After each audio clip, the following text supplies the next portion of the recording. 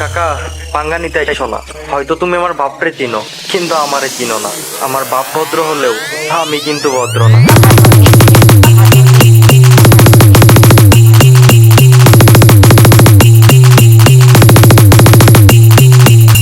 গ্রাম কামারহাটি।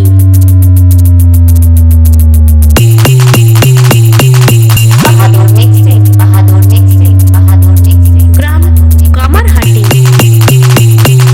দাদা তুই শালা একাই আছো, আমায় খাপাস না।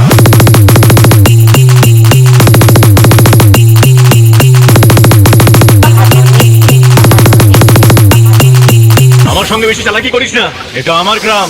আমার সঙ্গে টক্কর নিতে আসিস না, বুঝেছিস?